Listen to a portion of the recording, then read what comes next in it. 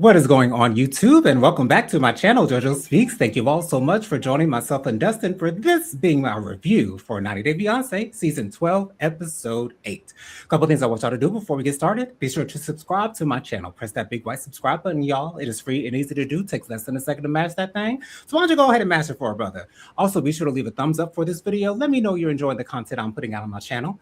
Be sure to leave a comment. Let me know your thoughts on the various couples we're discussing on tonight's show. Also, be sure to press the notification bell so you're notified every time I post a new video. And last but certainly not least, be sure to share JoJo Speaks with all your family, friends, and loved ones. Let everybody know JoJo Speaks is out here in these YouTube streets. Dustin, how you doing today? Doing good. Just glad to be here. Glad to talk about these couples, and we got a lot to cover today. So. Yeah, we definitely do. It might be a long one this time, you guys. We got Lady Virgo. I'm sorry, it was Dustin. Dustin said hi to everyone. First one in. And then we have Auntie Robin. Hey, Auntie Robin. Auntie Robin says, what's up, y'all? What's up, Auntie Robin? You ready to get into the mess, girl? Excuse me, real quick announcement. I'm debating on whether I'm going to do a review for RuPaul's Drag Race All Stars 11. I'll probably go ahead and do it. And then also my review for the Real Housewives of Atlanta. Both of those should be out at least by Wednesday. I'll probably do one Tuesday, one tomorrow, and one on Wednesday. So just please be on the lookout for those videos, like on those videos, comment, and all that good stuff, okay? Yeah. So let us start with the couple that gave us the least this episode, which was Marissa and Edward. So we start out the actual episode with Edward working on the gate at Marissa's house. It's apparently the door is broken. So I guess that Marissa asked him to fix it. So when Marissa comes out to see Edward's work, she's unhappy with it. Then she goes to the outside because they were looking on the inside of the gate. Then they go to the outside of the gate, and he's put like these long bars of wood across the door of the gate. And I have to admit, it didn't look that professional to me. But at the same time, if you're going to ask Edward to do something for you, and you want him to do it a certain way, you have to advise him as to how to do it the way you want it to be done. Because when he does it and you're unhappy with it, well, if you weren't specific with the way that you wanted it done, then how can you be really upset with him for the way that he decided to do it? Auntie Robin's down here in the comments, and she says, a long one, you think?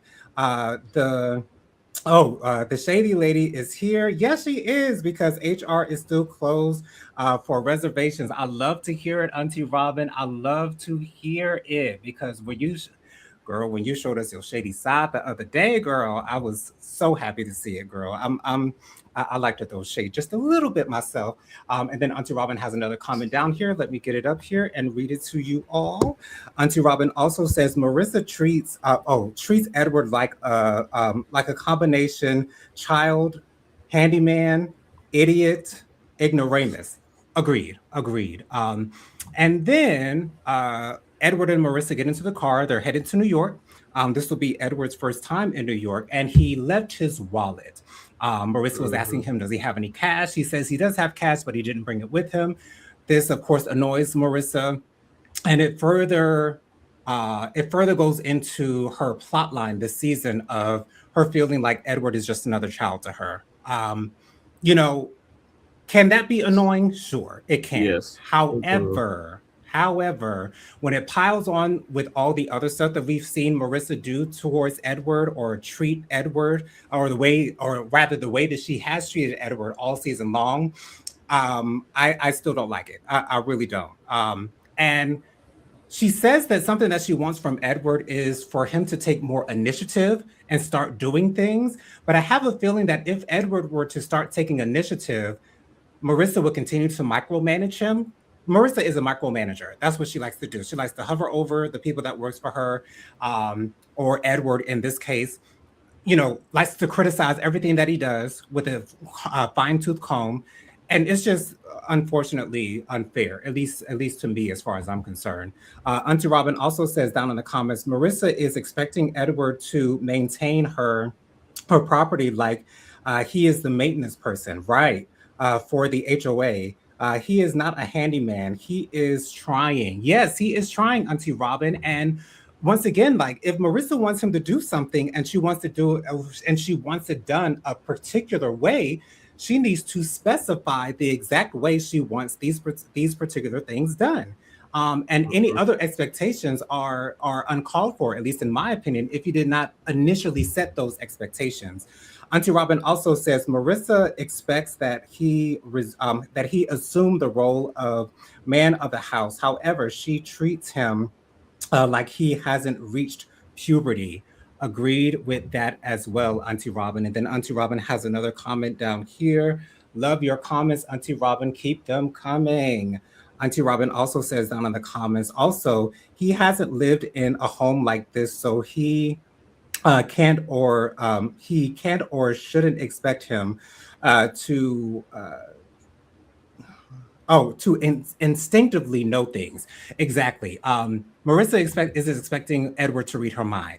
You can't do that going into a relationship. You have to Mhm. be vocal about what you want and about what your desires are. And if you just go into a situation expecting your partner to know exactly what your desires are, you're setting them up for failure every single time.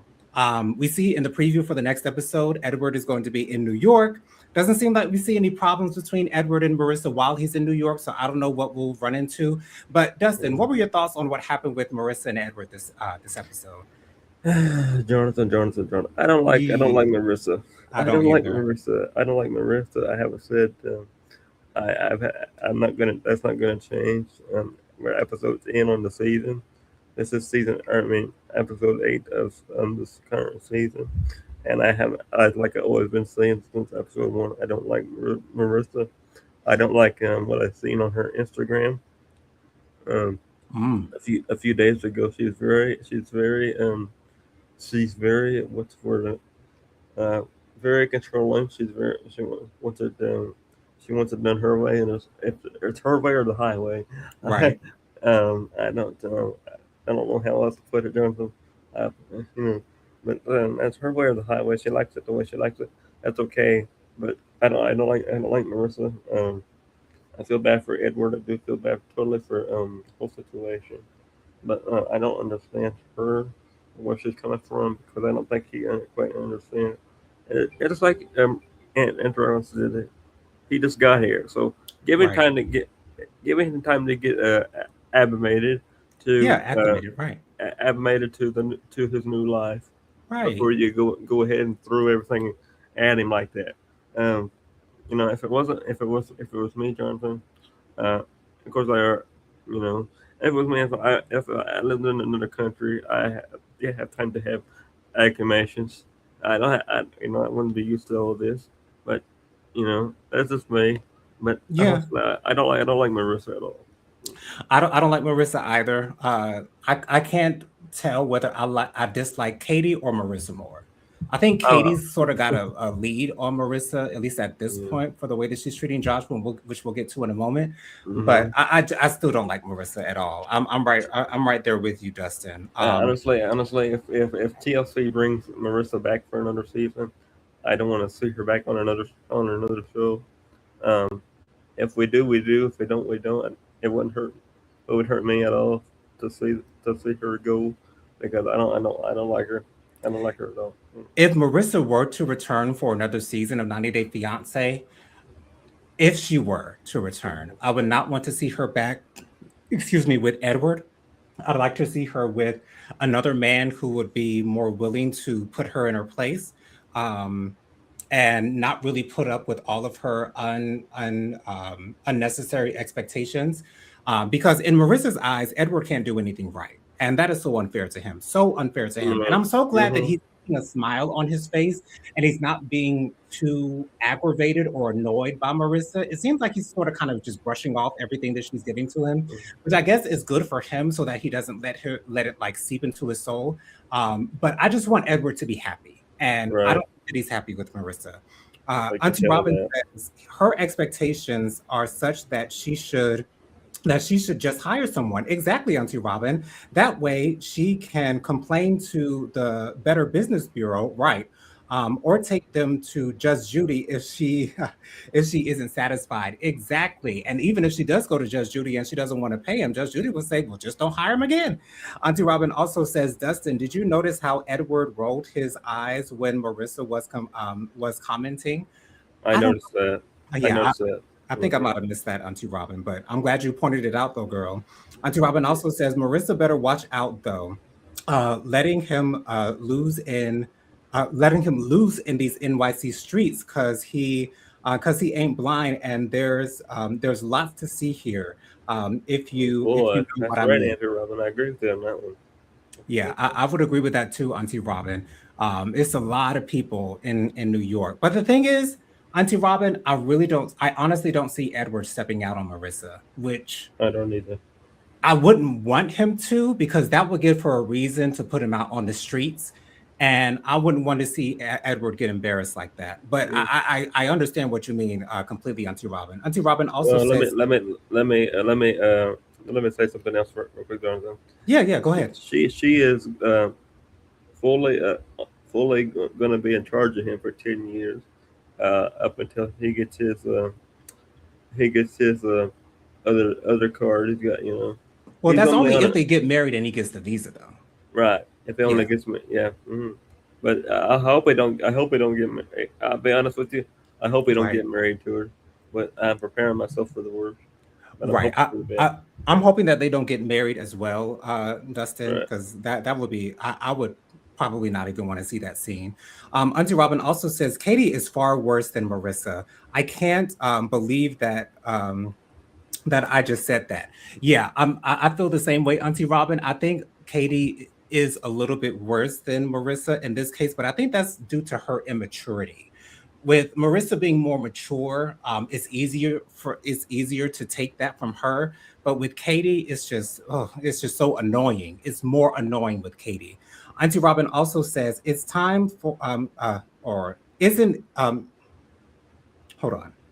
Is it me? I'm sorry, the letters look like they were close together. Is it me, or is Marissa given a reason for Edward to go back each and every week? Yeah, I would agree with that, I Auntie get Robin. She's I get definitely the giving same him plenty feeling. of reason. You have the same feeling, Dustin? Yes. For sure. Auntie Robin also says, I don't think Edward would step out on Marissa, but I know New York women.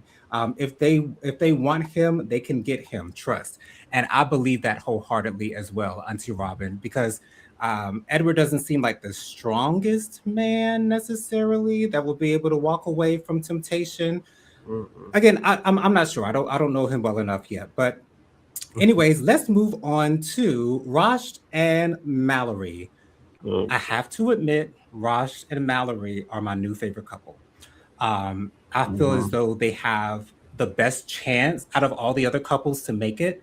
Um, I feel like they have the most genuine love and the realest relationship on this season of 90 Day Fiance. So Rosh is in the kitchen. He's doing a little bit of dishwashing. I love seeing Rosh and Mallory, excuse me, Together. using excuse Mhm. me.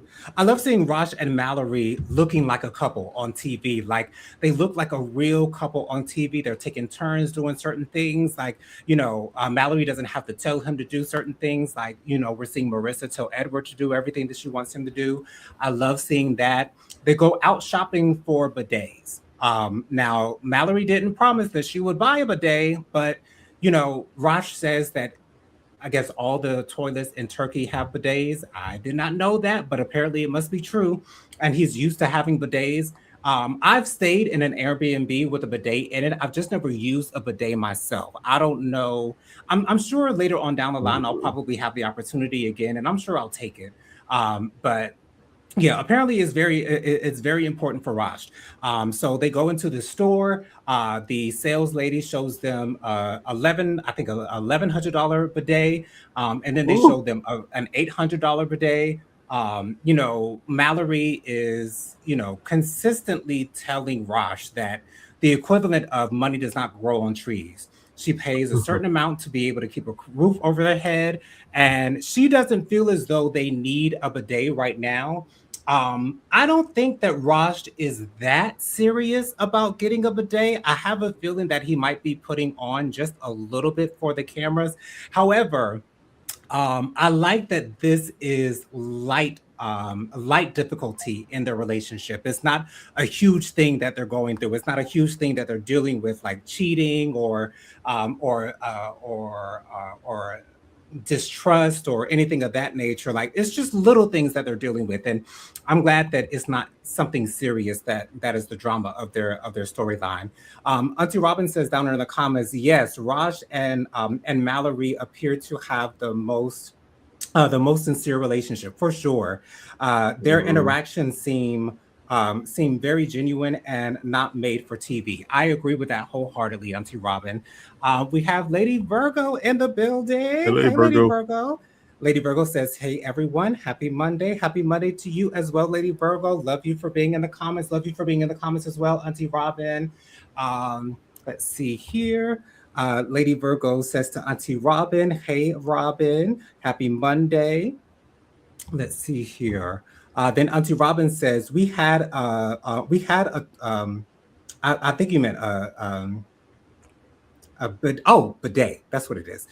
We had a bidet in our villa when we lived in Italy. Oh, you lived in Italy, Auntie Robin. Okay, I didn't remember using it though. It was kind of big for a 4 year old. Oh, okay, all right. Understood, Auntie Robin. And then Auntie Robin also says, hey to Lady Virgo. Mallory also takes Rosh to the site of the crash where she was fatally injured. Well, not fatally injured. She didn't die or anything. Of course, she's obviously still here. Um, but she was hit along with a friend and her mother in a head-on collision. She had a couple feet of her intestines taken out. So yeah, I like that moment that she was able to share with Raj, and that was again so genuine and so real for me. Um, Yeah, it was real. It was actually an emotional scene for me, to be honest with you. really, really. Hmm. Why did it make you emotional, Destin? Because my situation, you know what I mean, Yeah, my health situation, and right. and stuff like that. So, it shows you can be here 1 minute and go the next minute. Um, Yeah, and our days are numbered on this earth. Our days are not promised, and that goes for anybody. Yes, I do love you, Jonathan. I love everybody, but love you too, it Destin. goes for everybody. Everybody can be here 1 minute and gone the next minute. Right. It's really close to home for me because of the health, our health battles, my health Yeah. battles, my scoliosis, and my hip dysplasia. So it's really hit home for me as well. At my school, and I also have cerebral palsy. So our days are numbered, and you just gotta take the moments that you have and cherish them more and more and more, because you never know when your last day can be. And I Yeah, also think it's a great reminder to all of us to not take life for granted, not take any day that we have on this earth for granted, because tomorrow is not promised to any of us. So we all have to keep that in mind. right. Auntie Robin also says, yes, I was born there. Oh, you were born in Italy. Okay. All right. I love me an international girl. Love me an international girl. Lady Virgo says down in the comments to Auntie Robin, oh, that's so cool. You were born outside of the US. I wish I could have been born internationally somewhere. Yeah, that would be cool, wouldn't it? I like if I was a kid in school, I would love to tell people if I was born in another country. That would be so cool for me to be able to tell everyone. Um, Yes. so, Raj and Mallory, they do get in a little bit of an argument about them not getting the bidet. Because once again, Mallory is trying to tell Raj, I don't necessarily have the money to buy a bidet right now. Excuse me. I don't know why they went shopping for a bidet. If Mallory, I mean, maybe she must not have known the price points. I'm assuming that she would not have known the price points of those bidets. She said she was going to go look at prices. Okay. So I guess, with them finding out how much the bidets are, that's what allowed her to decide that it wasn't the best decision for them to make. Um, I did not like the way that their argument happened in the preview for the next episode because we saw Mallory writing down all of her financials and what she pays every single month. And Rosh ended up walking out of the barn and saying "F you" to Mm-hmm. her. So I hope that that's not a preview for what's going to happen later on down the line because I'm really rooting for Mallory and Rosh for sure.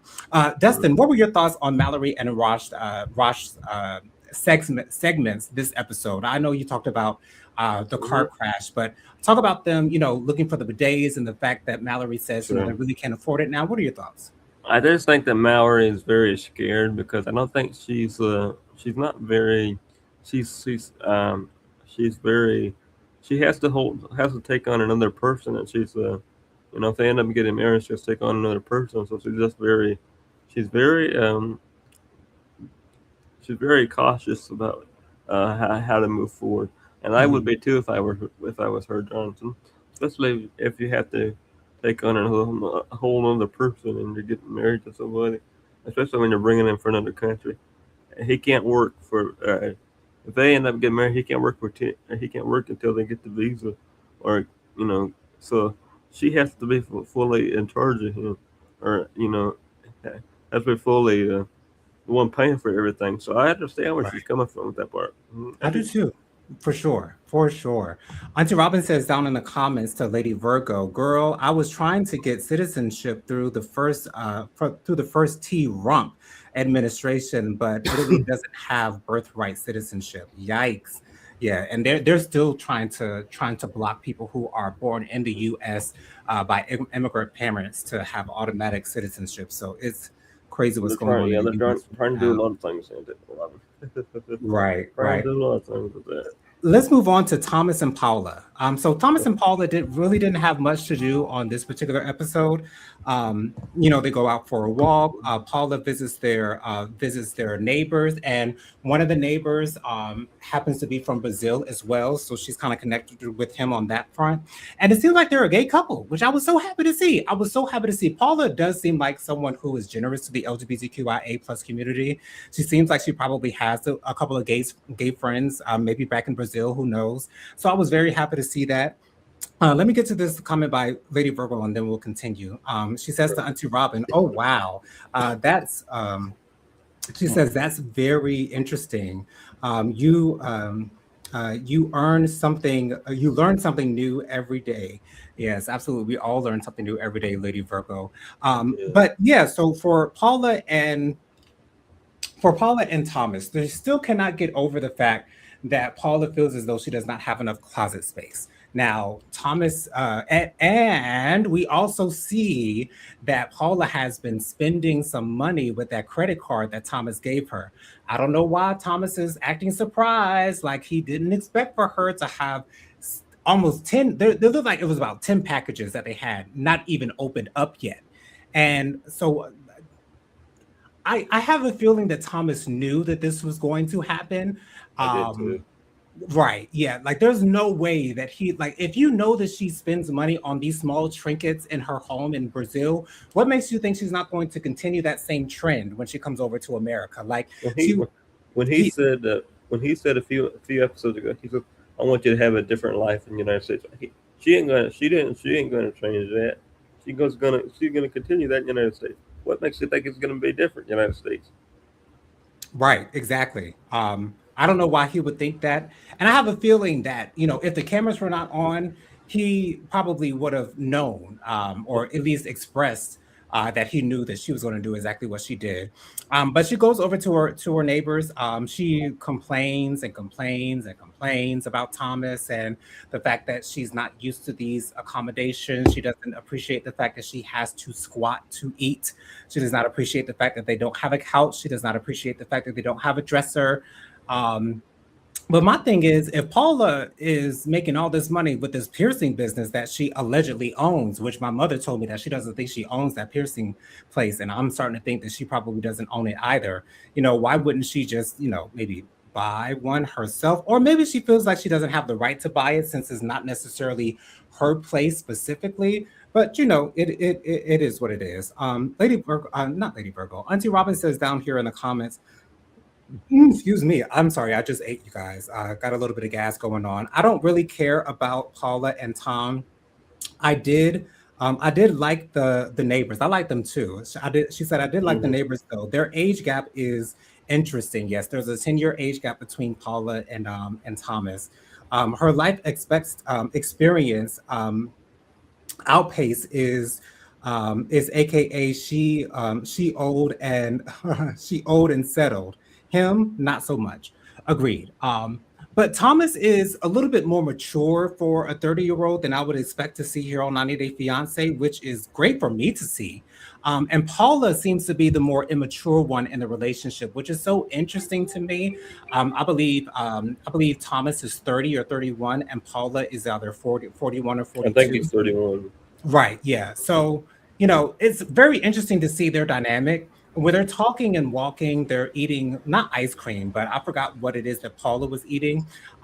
It's like an equivalent to ice cream, but it's like a vegan option for ice cream. And she was talking about the fact that she doesn't care for the accommodations that she has. Thomas gives her a little bit of lip back, and then when she starts to get a little bit angry, and then he mentions when he went to visit her in Brazil, he only had a limited amount of space to put all of his stuff, and she says, well, that's because you weren't staying there, you weren't living there. And so then Thomas goes to console her and things of that nature. So I'm sort of kind of like Auntie Robin, whereas I don't necessarily care about Paula and Thomas's storyline this season. To be I don't honest, we either. could have done without them on this season of 90 Day Fiance. Auntie Thank Robin you, because I said they agree. were they were eating sorbet. Thank you so much for that sorbet. So I really don't care one way or another about Thomas and Paula, whether they stay together, whether they don't. I really don't care. Dustin, what are your thoughts on Thomas and Paula this episode? Did you enjoy her visiting her neighbors? I enjoyed that part, but that's the only part that I enjoyed. I Agreed. can't. I can't. I don't really like this couple, to be honest. I don't. I don't really like. More specifically, more specifically, her, I just don't Paula? like the way that he thinks Paula is treating Thomas. Thomas. I don't think Mhm. that's. I don't think that is. Or to be, that's a little bit disrespectful. A lot. That's a lot disrespectful to me. Right. Especially when he's fitting the bill for you in the United States. You don't know have a job yet. I'll put that close yet. I don't know if you do now, but you felt that when you were filming the show, you did not have a job. So I don't understand this. You can go back to you can go back to your other country. I don't think he's happy with her. To be totally honest with Thomas. To be honest, Eh, I'm just surprised that Thomas mhm. is staying with Paula because he seems Right. like the type that would quickly leave a relationship that he's not completely happy in. And I Hmm. have a feeling that he might just be staying just simply for the cameras, just simply to stay on the TV show. But it Right. doesn't seem like Thomas is really interested in living the rest of his life with Paula. I don't know what he's looking for as far as relationship wise is concerned, but I don't know if Paula's the one for him. It doesn't seem like it to me. But, anyways, let's move on to our next couple, Annabelle and Shay. Excuse me. So Annabelle and Shay, they're going out to do some shopping. They're going to make some type of chicken dish, and they're going to meet up with Shay's daughter Allison at the store. And Allison's two children are there as well. She has a son and a daughter, an older daughter, and a younger son. And I loved seeing that Annabelle was holding Allison's daughter, because when Annabelle first came to Shay's house, she was kind of running away from Annabelle. So I'm glad to see that she's comfortable enough to be held by Annabelle. That made me really happy. Now the son was running away just a little bit from Annabelle when she was asking for a hug, but maybe they just have to get used to Annabelle. Who knows? But anyways, Allison is asking a lot of intrusive questions to Shay concerning Annabelle and Shay's relationship, and it's very uncomfortable for both Shay and Annabelle.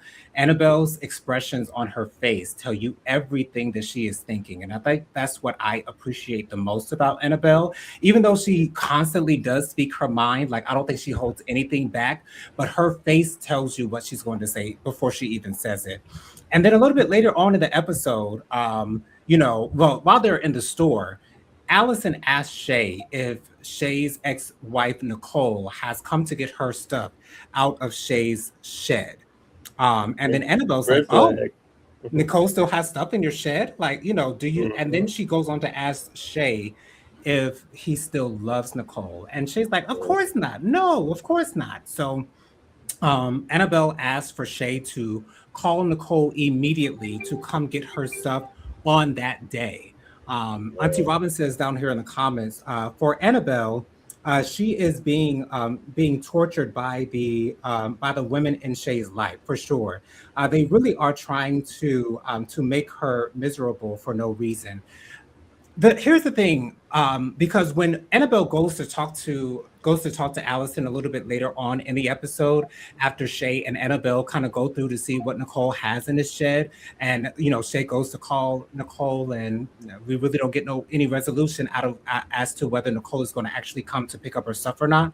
But when Annabelle goes over to Allison's house to ask her definitively what is going on between Shay and Nicole, because Annabelle is assuming that because Shay is allowing Nicole to keep her stuff at his shed, that there must be something still going on between the two, which I understand why she might feel that way, and I understand why Annabelle may not trust Shay all the way.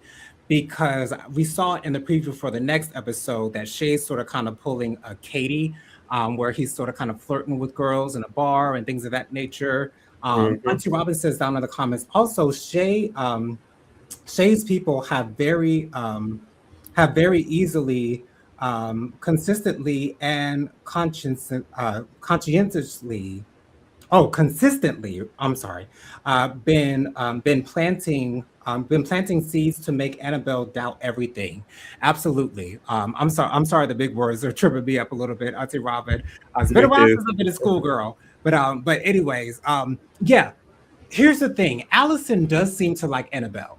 It does seem like Allison does like Annabelle. When we initially met Allison in the first episode, it seems like she was going to try to drive a wedge between Shay and Annabelle purposefully.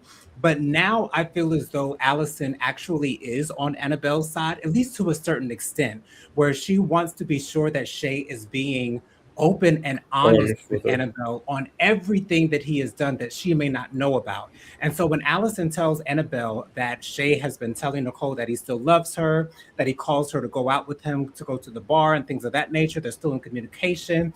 It seems like they are friendly. She tells Annabelle that he has told Nicole that he still loves her, things of that nature, but it's nothing else. I don't know how this is going to go moving forward. I do think that initially Allison did want to drive a wedge between Shay and between Shay and Annabelle, but now I feel like Allison just wants Annabelle to know the truth, and if that results in Annabelle leaving, I guess that's better for Allison. But I really can't tell here on episode 8 how Allison feels necessarily about Annabelle. It does seem like she does like her, and I like the fact that she was honest with Annabelle uh, when uh, when when she came over to ask her about Nicole.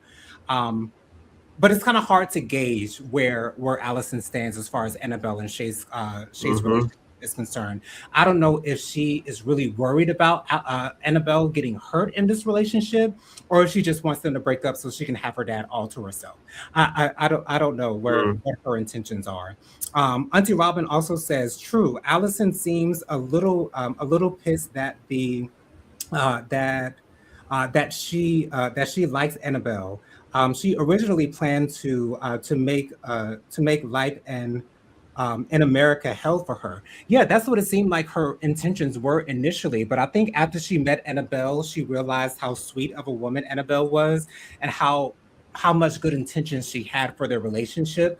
So, we saw the preview I don't know if you guys saw the preview for the next episode, but once again, they're out at a bar, and, Shade's being a little bit flirty.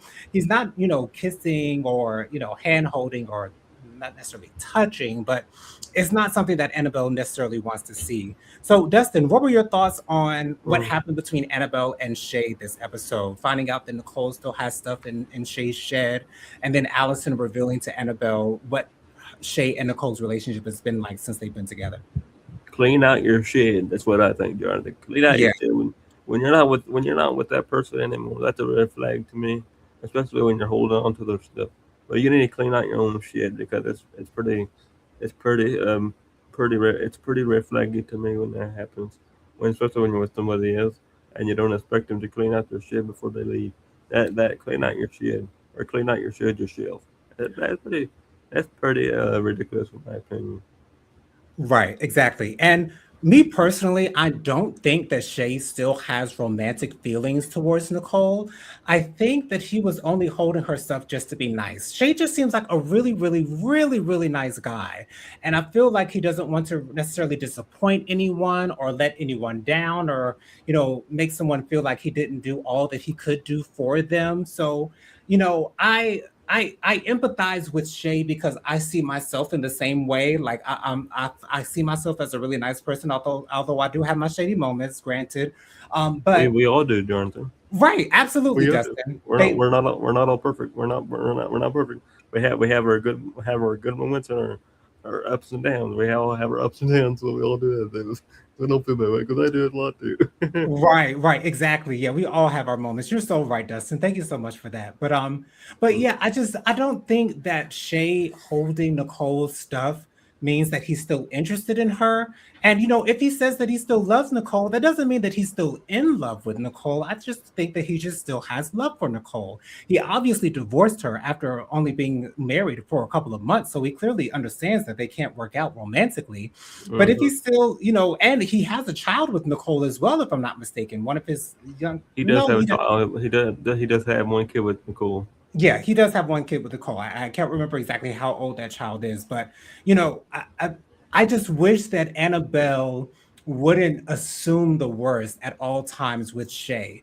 I know that Shay's actions make it seem as though he might consider being unfaithful to Annabelle, but in my heart of hearts, I honestly do not believe that Shay would cheat on Annabelle. Like, I don't either. at least in his mind. Like, I don't think he would go all the way as far as having sex with someone else. Now, he might be flirting with someone else because, Shay is just a flirt. He might be a Libra for all we know. We all know that Libras are the biggest flirts out Mhm. there. Shout out to Libra Gang, my fellow Libras out there. But, Yeah. um, and he made even, as we saw in the previous episode, he asked to see someone's boobs after they got a boob job. And Shay does not see anything wrong with that. That's not to say that he said, well, I'm in a relationship with Annabelle, but she won't care. Like, I think because he confessed to Annabelle that he did that, that he understands that that's not a good thing for him to do with someone who is engaged with someone else. So I don't think that Shay does things intentionally to hurt Annabelle. It's just that that's how Shay is and that's who Shay is. And with him being 54 years old, I don't see that changing. And I feel as though Annabelle truly has to accept Shay for who he is right now. And if she cannot take Shay for who he is right now, it's just not going to work out. It's just not going to work out. I don't think it's going to work out for them. So, and I don't think Annabelle has the power to be able to change Shay. I don't think Shay is Mhm. that much in love to be able to change the way that he does this thing called life to appease Annabelle. I think Shay just still wants to do what he wants to do. And if Annabelle, doesn't like it, there's the door. I, and the thing is, like, I love Shay and Annabelle individually. I I do just don't too. think that they're good together. They're two opposites, just I like don't either. Katie and Josh. They're complete opposites, and I don't think they work. I understand that they truly do love each other. I do believe that they truly are completely in love with one another, but it's Mhm. the minutia, it's the little things that Shay does on a regular basis that's going to continue to get on Annabelle's nerves. And I don't know how much longer she's going to be able to put up with it. But we'll see where it goes as we go on down the line. Let's move on to Maxwell and Asha or Aisha. Oh, okay. I can't So, even. I don't even. I don't know where to begin with her. She gets on my right. teenage. Well, let's begin with where they started in the episode then. So Maxwell is picking out his outfit for him and Aisha to go out into the market to pick up a couple of things. And Maxwell has a conversation with Aisha and tells her, when you go downstairs to address my parents, address them as ma'am and sir. Please address them as ma'am and sir. And what does Aisha do as soon as she gets downstairs? She addresses them as mom and dad. And Maxwell immediately corrects her and says, wait a minute, Aisha, can you do what I asked you to do? Do what I asked you to do. He said that his parents are not going to say anything about her calling them mom and dad, but they are watching and they are observing, and they're going to put that into their memory bank to remember for later on down the line. Auntie Robin says, let's hear what you have to say, Dustin. I have a lot. Yeah.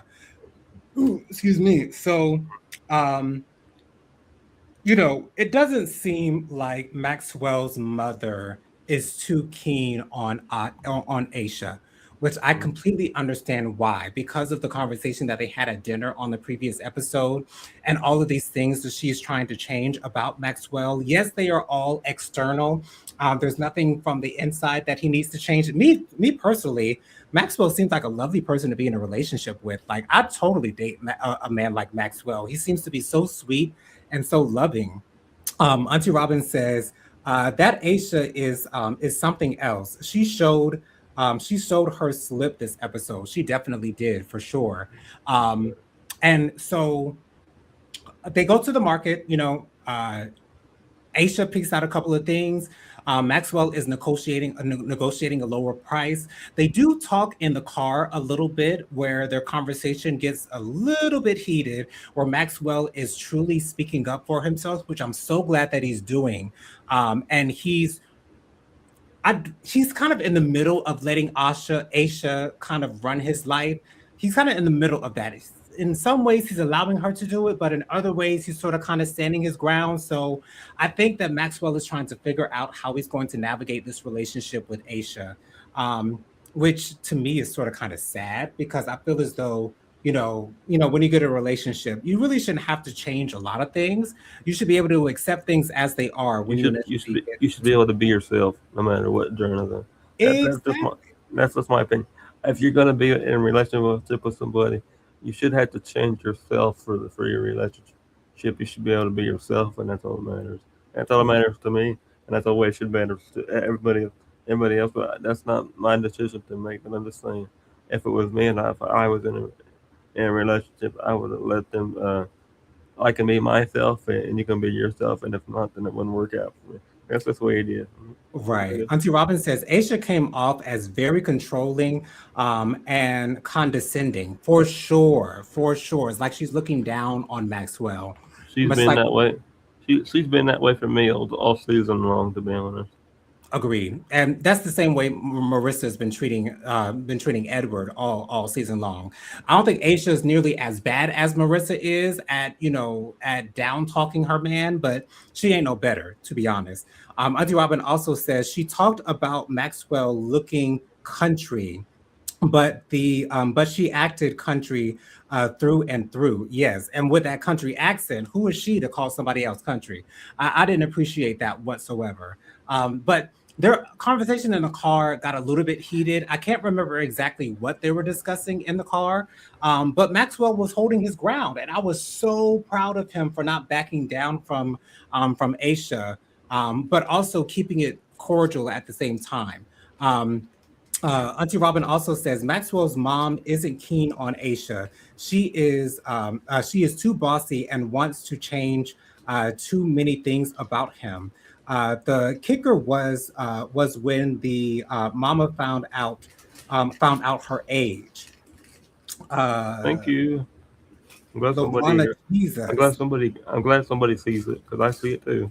Right. Yeah. So while Maxwell and Aisha are at the market, Aisha's mom sits down with Maxwell's parents, and they begin to talk about their relationship a little bit. And Maxwell's mother expresses to Aisha's mother that she doesn't like the fact that it seems like Aisha is trying to change so many things about Maxwell, and she's also saying that um, Aisha needs to submit more to Maxwell, because right now, at least as a viewer, it seems like Aisha is wearing the pants in the relationship. Doesn't seem like Maxwell has any power in the relationship whatsoever. Me personally, I don't know that a power dynamic is essential for a relationship. Granted, I've never been in a relationship before, so who am I to say what a relationship should look like? However, I think everything should be equal in relationships, but it depends on what type of relationship we're talking about. But Maxwell's mother would love to see Aisha being a little bit more, not subservient, but just submit to Maxwell a little bit more, It as just depends opposed on to the person. it seeming like Aisha is making all the decisions in the relationship. And then Aisha's mother goes on to say, "Oh, she just wants him to fix his skin. She just wants his skin to be cleared up." Not mentioning his hairline, not mentioning the fact that she wants to have the white in his eyes whitened. You know, she's going to ignore all those other things that Aisha wants to change about Maxwell. So she's sort of kind of downplaying what Aisha is doing. So that tells me that Aisha's mother knows what Aisha is doing, and she's just kind of going along to get along, which I mean I can understand. I don't think Aisha's mother wants to get into the middle of Aisha's and Maxwell's relationship, which I respect her for that. I really do. Auntie Robin says, "Yes, Joe Nathan, I see you skipped that. You skipped that word. It's how my brother's godson pronounced oh my Lord Jesus when he was a little kid. Lord, yeah, yes, you see why I skipped it, Auntie Robin. If I can't read it, child, I'll move on. But anyways, and so let's get to the point that Auntie Robin brought up. So, um, you know, Aisha's mother goes on to tell Maxwell's parents that Aisha is now 38 years old. Now, we already heard that Aisha said that she wants two kids with Maxwell, and you know. I'm not an expert on great childbirthing age or childbearing ages. So I don't know, Janet Jackson had a baby at 50 and she carried the baby as well. So, but also Janet Jackson has money and she has access to things that will help her to be able to have a healthy pregnancy at the age of 50. So, with Aisha not having access to that type of money, I don't know. Unless Aisha and Maxwell start trying to make babies now, I'm not sure exactly how much they're going to get I out of think it's going to work out. Aisha's womb. But Maxwell's mother is shocked at the fact that she's found out now that Aisha is 38 years old, and she's saying that women in our culture, they typically get married in their early 20s. They typically have their children a little bit earlier as well. And Maxwell being 28 and Aisha being 38, with that 10-year age gap, it shows itself in this relationship. And Maxwell's mother is clearly not happy with the fact that Aisha is 38. Now, I don't know if this topic is going to come up in discussion later on in the season. I think it's I going to. think Aisha's probably going to get defensive if it does. What were you going to say, Dustin? I think it's going to come up. Going to come up with the tell-all. Oh, okay, yeah, and I have a feeling Maxwell's parents are going to be at the tell-all as well, since we're seeing so Hmm. much of them this season. But here's the thing: the best thing that I heard from Maxwell during this episode was him asking Aisha, "Do you really think that God wants us to get married?" And I think that highlights the fact that Aisha likes to cover up the fact that she wants what she wants with saying that that's what God wants for her. So it has to happen. And you can't do those things with God. Like you cannot do those things with God. If it's what you want, just say that what you want. But it sounds so much better. And it also sounds like it's more of an obligation to make happen if you place God's name on it. So that would make Maxwell feel like, oh well, I got to do it. If Asia says that God wants us to do this thing, so that must mean we got to do it, right? I hate when people do that. I hate when people do that. So, Dustin, what was your reaction to Maxwell's mother finding out that she's 38 years old? And how are you feeling about Maxwell and Aisha's dynamic as we're going through the rest of these episodes? I don't think they have a good dynamic. To be honest with you, Mm, I don't think they have a good dynamic together. I think yeah, it's better. I think it's better if they find somebody else. Mm. for sure. I want Max. Because I don't think that he's happy with her. If you want my honest opinion, you're gonna get it tonight. Mhm. They're not happy with each other. They want two different many things, two different lots. So I honestly don't know what's going to happen with the situation, but I don't know what's going to happen with that situation right there. So were you surprised at how Maxwell's mother reacted to finding out how old she was? Did Yes, that shock you? Because it shocked me. I yes. thought she I already knew. struck me very much. For sure, for sure. Yeah. So to be honest, I really don't like Aisha. She Maxwell is such a he's such a beautiful soul. Such a beautiful soul. Me personally, looks are not everything. Like, I you don't have to look like a model, in order to get with me. Like, and Maxwell does not look like a model. He does not look like a Tyson Beckford or a Boris Kojo, but he's such a beautiful soul, and he's so nice, and he knows how to speak up for himself, and I love that about him. And it seems like Aisha is just taking that for granted, and I can't appreciate that whatsoever. Auntie Robin says, agreed. Also, African people are quick to tell you that they have a firm belief in God. So she could be using religion to help secure him in their relationship. That could be it as well. But I see in this episode when Maxwell asked Aisha if she thinks that God really wants them to be married, I have a feeling that Maxwell sees through her religious veneers. I think Maxwell sees through that, and I think he knows better. But we'll see as time goes on, as the episodes come out, whether that's actually true or not. But let's move on to our last couple, Katie and Josh. Uh, All I so can say for Katie and Josh right now is I pray for Josh. Katie, on the other hand, I could care less. Jonathan. I don't, right. I don't, I don't, I don't, um, I don't want to say I just, I don't really like her, to be honest. I, I, I hope the best for her, but to be honest with you, I'm more concerned about Josh. I think you know the reason why. But when he started talking about his health in the past episode, and she didn't care, that's all I needed to know about. You know, Hmm. if you don't care about your significant other's health, and you're showing that on a national TV or national TV show, then that's all I need to know. That's sickening to me, and I hope you move on, Katie, and hope that your fiance realizes what he deserves. He deserves better. So that's all I'm gonna say to that couple, because I don't want to get the Katie. Katie is not one of the person that I don't specifically like. Yeah, thanks so much for your opinion on Katie and Josh, Dustin. Yeah, I agree. I wholeheartedly agree with everything that you said. It clearly seems as though Katie cares nothing about Josh. She does not care about him at all. Auntie Robin says down in the comments, I wasn't surprised that the mom was alarmed at Aisha's age. Typically, we can read a person's age. For me, I am not as able to tell the age of some Africans. As for me, many appear older than they are. Yeah, don't ask me someone's age because I'm really bad at that as well, especially younger folks, because these younger folks look old as all hell. So it's really hard to tell these days for sure. Right. But Katie and Josh, I'll give you guys what happened with Katie and Josh, and then I'll just simply tell you guys how I feel. So Katie and Josh were seeing the continuation of what happened at Katie's birthday party, where Josh, Ryan, and Katie are outside.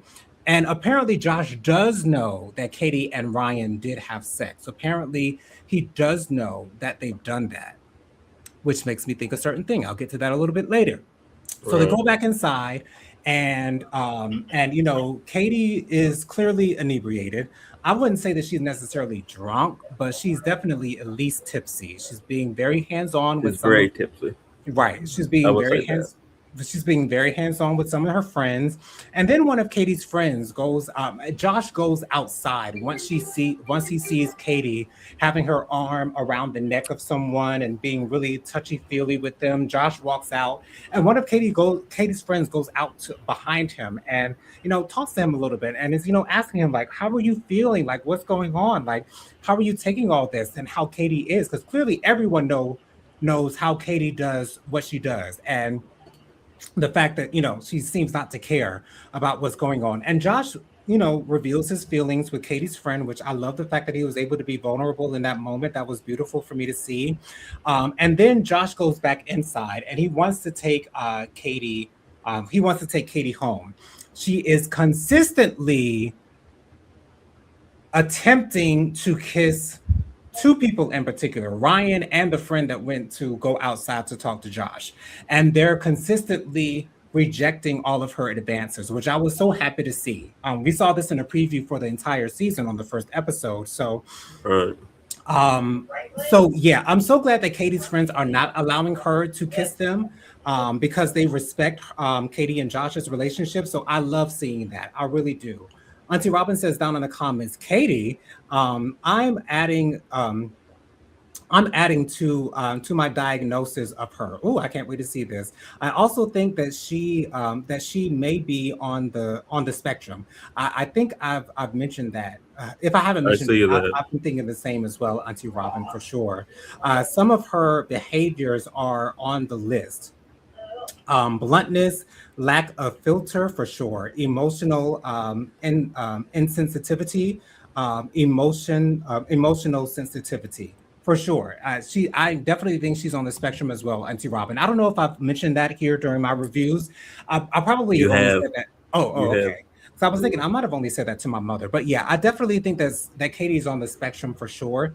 Which I don't know if she's being treated for that because to me, I if don't she think she hasn't is. mentioned it, right. If she hasn't mentioned it, then I have a feeling that maybe she's not aware that she has it herself. So, anyways, Josh says that he's fed up with Katie, but Josh is still with Katie. So at this point, I'm done with feeling bad for Josh because Josh has not left Katie. Katie clearly has no interest in changing whatsoever for Josh. She does not want to change for him at all, not one bit. She's still going to keep trying to kiss people in his presence while he's in the bar with him. Mm. While he sees that she's looking at what she is doing, she's still going on and attempting to try to kiss her friend. So she clearly does not care. For Josh to see all of this as many times as Josh has expressed to Katie how disrespected he feels when Katie goes on to drink and kiss random people at the bar and she insists on continuing to have the same behaviors and Josh insists on staying with Katie. There's no way that I can feel sorry for him anymore. I'm done with feeling sorry for Josh. I'm done with feeling Mm. sorry for Josh. Until he leaves Katie high and dry where he found her, I'm refused to feel sorry for Josh anymore. And whatever Katie does to Josh from here on out, it is on Josh because he knows who Yes, that Katie is on him. is. He knows that she's not going to change, and he continues to voluntarily put himself through this torture. And it's all on Josh at this point because he's expressed to Katie on a number of occasions how disrespected he feels when she does what she does when she drinks. And the fact that she refuses to change and Josh stays with her, it's all his fault. It is all It's on him. it's on him right now. So that's all we got for this review. Dustin, why don't you share with the good people your social media contacts real quick before we go? My social media contacts are Dustin Butler. 700 on Instagram. My Facebook is Dustin Butler. My TikTok is Dustin Butler 24. As always, I want to thank my whole entire team for being here. As always, Jonathan, I love you very much, and I hope everybody has a good night, and hope everybody continues on and goes to Jennifer's live tonight. I hope she's going live tonight. I hope she is. But honestly, I'll be there tonight as well, and because Jennifer and Tyrone is always be there for me, so I'll always be there for the whole entire team. So I love you all very much, and hope everybody has a good week. Love you too, Dustin. Auntie Robin says down in the comments, finally, no more feeling sorry for Josh for you, Jonathan. I ain't never had it. I can understand that, Auntie Robin. It's just that, I like to give people chances, but once they run out of those chances, they get no more with me. Then Auntie Robin also says when she drinks, she is hypersexual. When she is sober, she is mean. I agree with that as well. She seems to not care about what comes out of her mouth when she's talking to Josh. And she's not empathetic whatsoever with Josh in any way, shape, or form. She only wants what she wants. If she's not getting it, she's unhappy, and she's going to voice that opinion. And it is what it is. Then Auntie Robin has one last comment here, and then we'll get out of here. Just in time for Jeopardy. Talk to you later. All right, Auntie Robin, love you. See you at 8 with Jennifer. You guys can follow me on Instagram. My Instagram is JoJo_speaks3020. I'm sorry, you guys are hearing the garage in the background, and we're right at the end of the show, too. Also, you guys could email me. My email is williamjonathanlee@gmail.com. My Cash App is $JonathanLee07. That's $JonathanLee07. Once again, be on the lookout for my reviews on RuPaul's Drag Race All Stars 11, as well as The Real Housewives of Atlanta later this week. And also be sure to join me on Thursday night at 8 p.m. for my live Hot Topics and Social Commentary show. I go live every Thursday night at 8 p.m. with my sister Prophetic Fire Reiki, as well as our friend Bianca Edwards. We always have a great time talking about the latest happenings and goings on in the world. So join us every Thursday night at 8 p.m. I love you guys for watching, and I'll see you guys on the next video. Peace out, See you y'all. guys on the next video. See you guys.